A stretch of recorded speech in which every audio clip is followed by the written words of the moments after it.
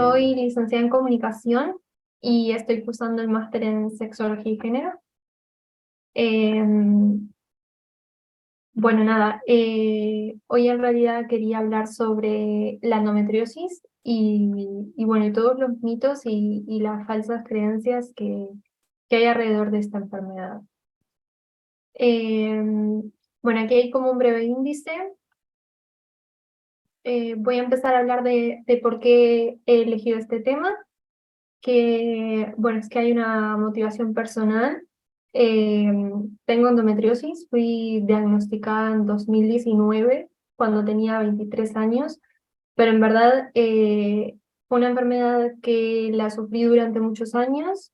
Mi primera regla fue a los 12 y realmente pasaron muchos años, 11 años, hasta arribar al diagnóstico y bueno, nada, que fue bastante una batalla campal para poder llegar a la respuesta y bueno, y ahora lo sigue siendo el vivir con una enfermedad crónica. Bueno, a nivel profesional he elegido este tema porque como licenciada en comunicación me llama mucho la atención que toda la información o la mayoría de la información que existe sobre la enfermedad no es certera y en muchos casos está desactualizada.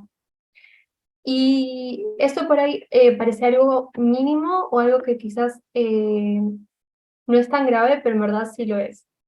Porque gracias a que no tenemos una actualización sobre el tema, es que estamos teniendo implicancias en lo que es el diagnóstico tardío de la enfermedad, que obviamente afectan mayoritariamente a las personas que tienen la enfermedad. Y bueno, este tema de que no tenemos información certera actualizada, en realidad viene más de la mano con las personas hispanohablantes, porque hay una barrera idiomática de acceso. La mayoría de esta información está en inglés.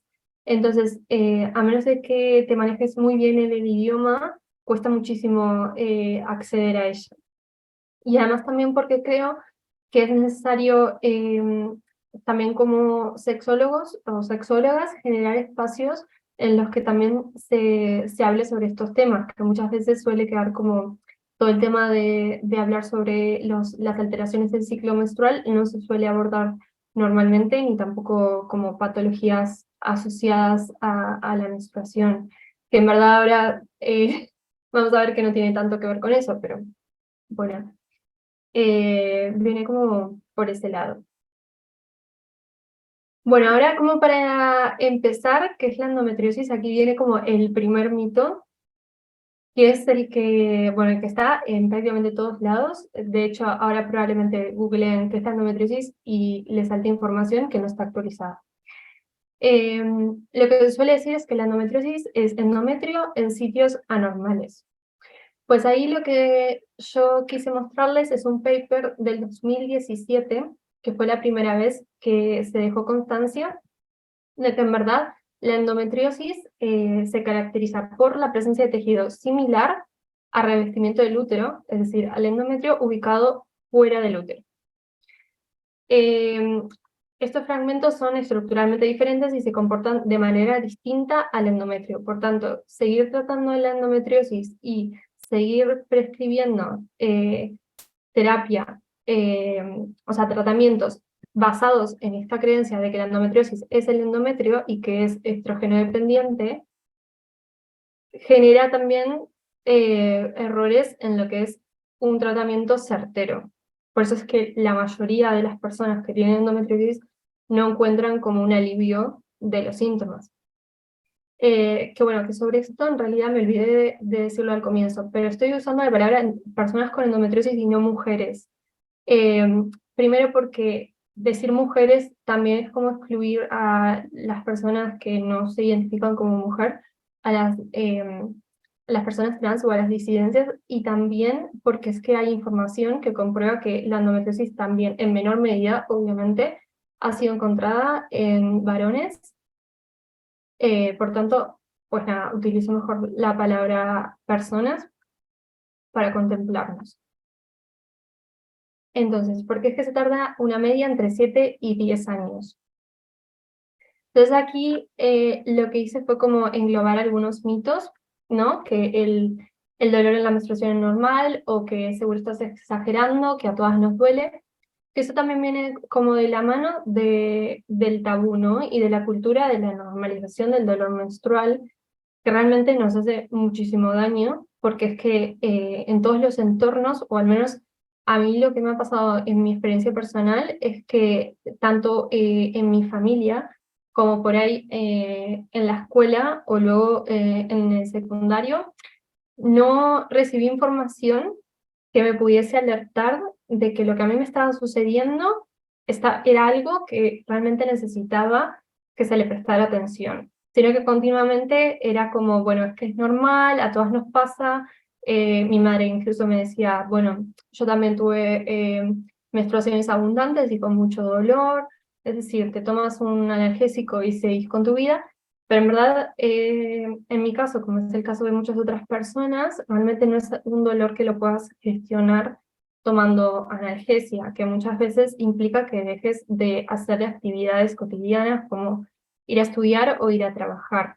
Entonces eso también es como, bueno, son algunas cosas que por ahí la podemos tener como elementos de alerta, mismo también en la práctica, porque por ahí nos toca dar clase en un cole, y por ahí también como comunicar esto, ¿no? Que si sientes dolor durante la regla y ese dolor realmente es que no cede ante la toma de analgésicos y es un dolor que te impide continuar con tu vida, pues ahí es como decir, bueno, deberías ir al médico a consultar.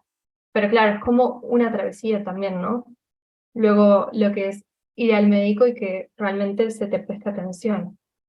Porque muchas veces esto de estar exagerando no solamente nos pasa como con personas de nuestro entorno, sino también en la práctica asistencial, cuando vamos al hospital, también se nos repite continuamente lo mismo. Entonces se hace muy difícil a veces como darnos cuenta, y también acabamos por caer en esa lógica de, bueno, nada, soy exagerada o soy demasiado blandita o lo que fuere, o por ahí hasta estoy loca, porque también pasa, ¿no? Que bueno, que nos parece que nos estamos inventando el dolor y al final, pues no.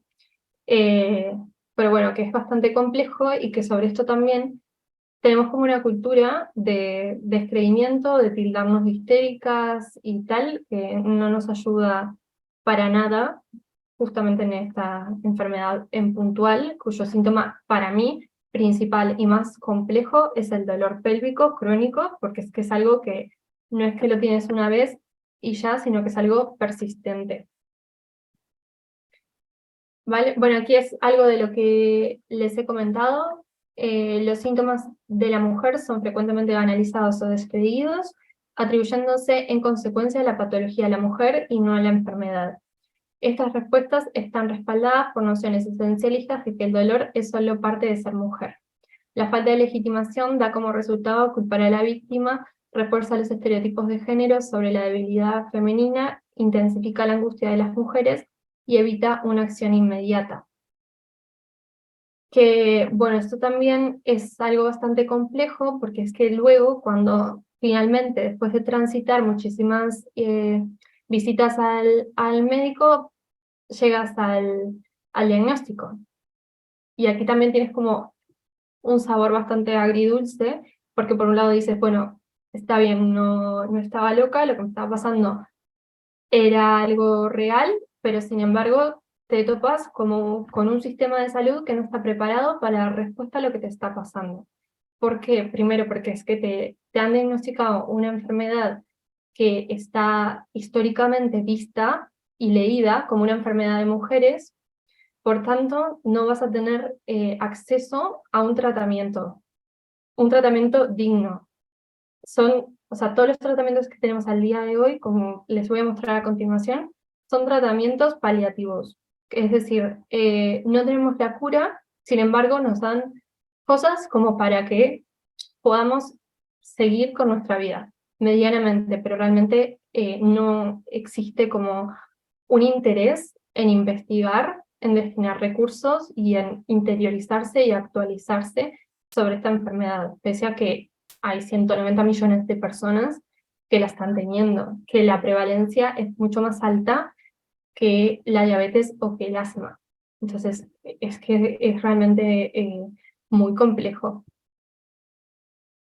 Y este es otros mitos que suelen surgir, que es como, eres muy joven para tener endometriosis, que esto suelen decírselo más que nada a las adolescentes. Y bueno, y luego ningún examen indica que tengas endometriosis. Sobre esto, en realidad, lo que hay que tener en cuenta es que si el dolor pélvico no responde al tratamiento médico convencional, hay un 80% de probabilidad que esa persona tenga endometriosis.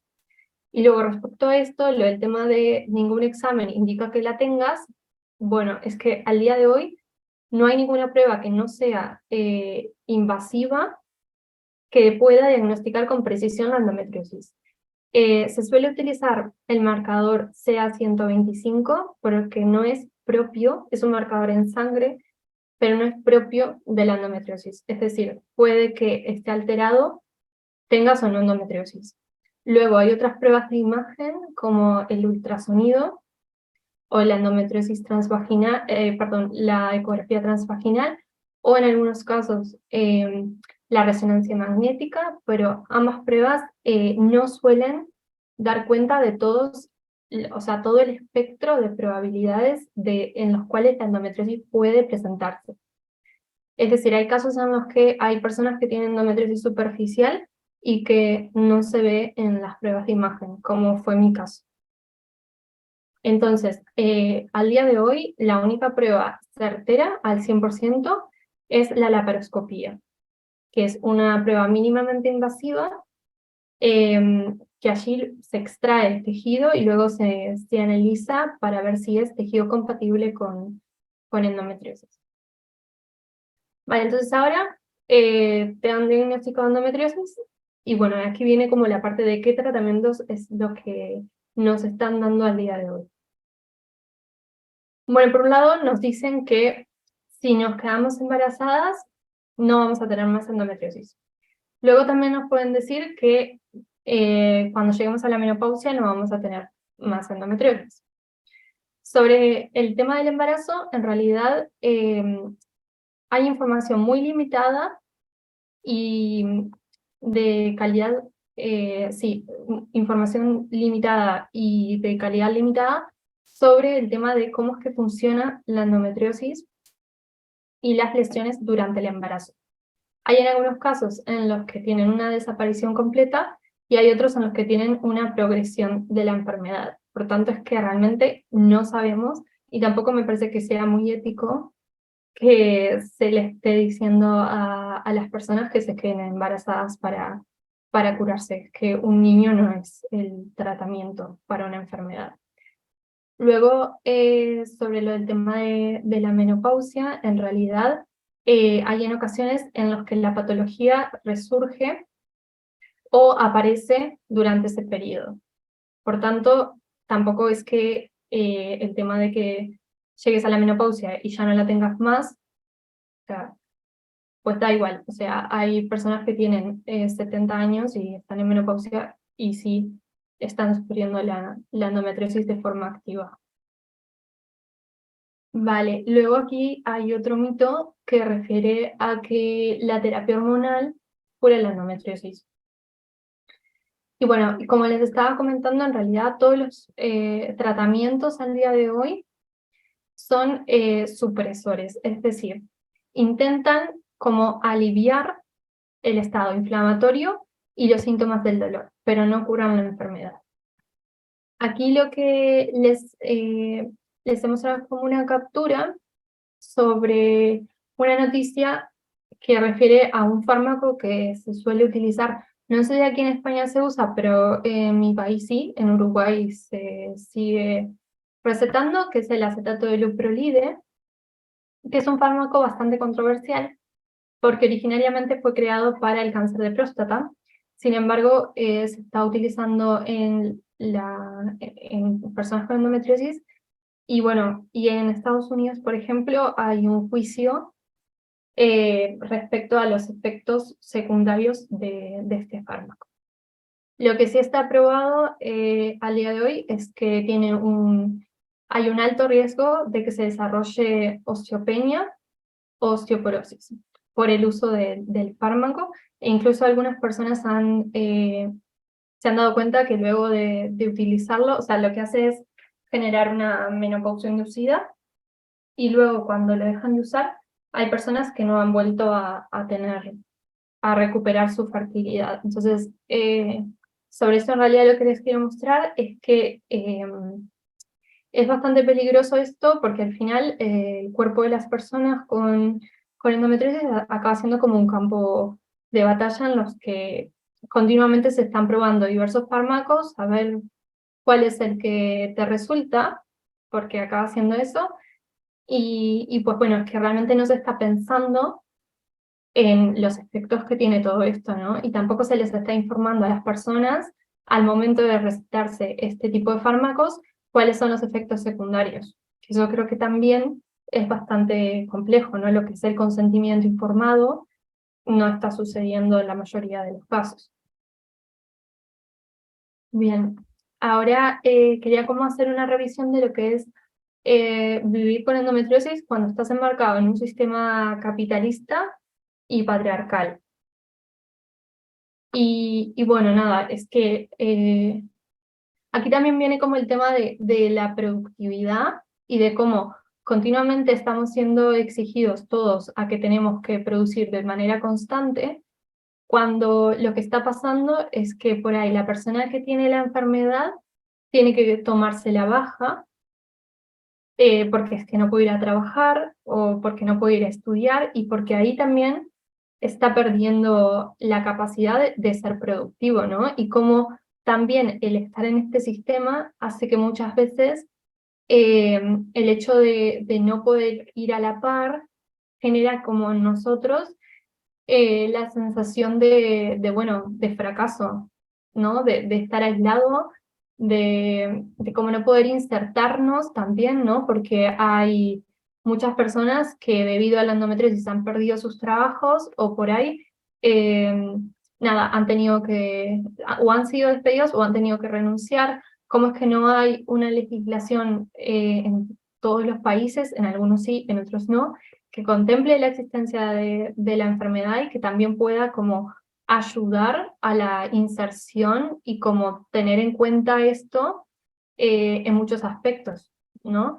Eh, Como eso que les estaba comentando, de que es una enfermedad subfinanciada y poco investigada, que en realidad no hay una innovación, porque ahora les iba a mostrar que esta nota que salió, creo que fue el año pasado, en el diario El País, se refiere a esto, ¿no? Que hace 20 años que no tenemos nuevos tratamientos, que dejan claro esto que les estaba comentando, que realmente no tenemos una medicina con perspectiva de género que les interese buscar nuevos tratamientos, investigar sobre esto. Y como también a veces está todo muy ligado a la capacidad de reproducción de la mujer, porque en algunos casos llegamos al diagnóstico porque no podemos tener hijos. Pero ¿qué pasa antes de eso? ¿Cuántos años tienen que pasar en los que la persona claramente está sufriendo la enfermedad por ahí sin saber o sin tener una respuesta, porque nos ignoran constantemente? Y cómo al final el foco está puesto en la reproducción, en que puedas tener un hijo teniendo la endometriosis.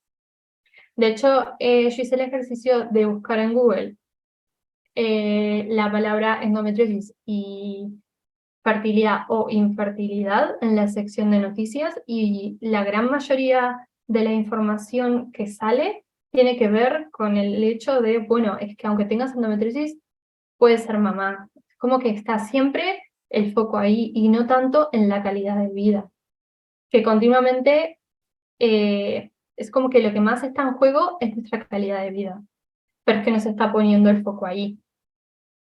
Y bueno, nada, y es como, con esto en realidad quería mostrarles también cómo es que afecta otros ámbitos como lo laboral, lo económico, porque es que el tratamiento para sobrellevar la enfermedad es muy costoso y en la gran mayoría de los casos la seguridad social no lo cubre, ni tampoco los seguros privados.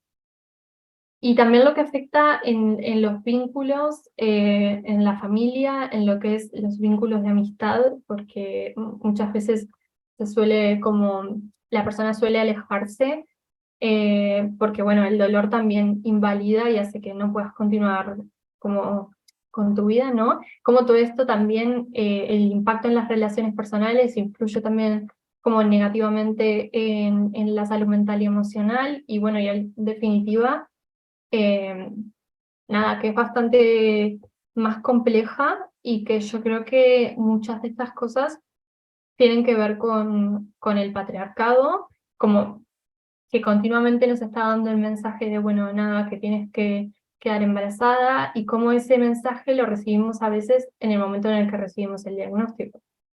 Y que por ahí, nada, que sé de una chica que obtuvo el diagnóstico a los 18 años y en ese momento a la vez el médico ya le estaba diciendo, bueno, que si te quieres quedar embarazada lo tienes que pronosticar como para dentro de 1 o 2 años, porque luego no sabemos cómo va a pasar, porque la endometriosis avanza y tal. Como que realmente está esa presión social y la sientes continuamente, y a su vez tampoco es que tengamos acceso como a determinados programas que por ahí nos orienten a, bueno, es que quiero ser mamá, pero no quiero ser mamá ahora. Por ejemplo, al tema de congelar óvulos, no se contempla mucho, ¿no? Es como que a veces tampoco tenemos la información para saber realmente en qué estado está nuestra fertilidad, pero sin embargo está como ese miedo continuamente latente. Y bueno, nada, que sobre esto a mí lo que me parecía como muy importante era poner como esta cita de Victoria Sau que dice: las mujeres tienen órganos que no sienten como suyos, cuyas funciones les son ajenas y de los que disponen los entendidos en el terreno que sea. Que hay veces que sientes como que no tienes control sobre tu propio cuerpo, también porque no está la opción de que puedas tener el control. Es decir, a veces como que como pacientes nos olvidamos que al final también importa lo que nosotros pensamos y también importa qué queremos hacer y qué tratamiento queremos tomar. Y, y pues nada, que hay veces como que creemos tanto en la palabra del médico, porque es como la palabra superior y nosotros somos como estamos como un escalón más abajo, que nos olvidamos que también tenemos poder de decisión, ¿no? Y que también merecemos la información que muchas veces no nos dan, y merecemos también tener como una asistencia que esté actualizada, es decir, que nos asistan médicos que realmente estén especializados en esto, que en el mundo creo que hay 300 que realmente tengan la especialización y que puedas ir al médico y hacerle un test básico de preguntarle qué es la endometriosis. Y es que si te responde la endometriosis es el endometrio, es que no, que ahí ya tienes como que darte cuenta de que ese médico es que no está actualizado. Pero bueno, nada.